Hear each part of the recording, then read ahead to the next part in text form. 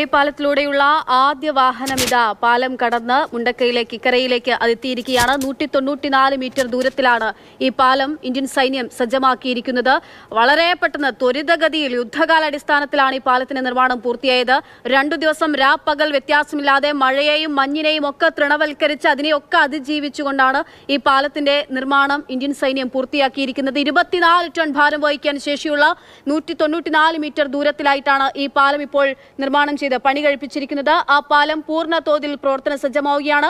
Indian സൈന്യത്തിന്റെ നേതൃത്വത്തിലാണ് ഇത്തരത്തിൽ ഒറ്റപ്പെട്ടു പോയിട്ടുള്ള രണ്ട് ഭാഗങ്ങളിലായി പോയിട്ടുള്ള 2 ഗ്രാമങ്ങളെ ചേർത്തിണക്കിക്കൊണ്ട് അവയെ കൂട്ടിച്ചേർത്തുകൊണ്ട് ഈ ഒരു പാലത്തിന്റെ നിർമ്മാണം ഇന്ത്യൻ സൈന്യം ഇപ്പോൾ പൂർത്തിയാക്കിയിരിക്കുന്നു. ആദ്യ സൈനിക വാഹനം പാലത്തിലൂടെ കടന്നുപോയിരിക്കുന്നു. അങ്ങനെ ഇതിന്റെ ഒരു സെക്യൂരിറ്റി ചെക്കിംഗ് കൂടി ഇതിലൂടെ നടന്നിരിക്കുകയാണ്. ഈ വാഹനം കടന്നു പോകുന്നതിലൂടെ ഇനി ഏതു വാഹനത്തിനും ആർക്കും എത്രയും പെട്ടെന്ന്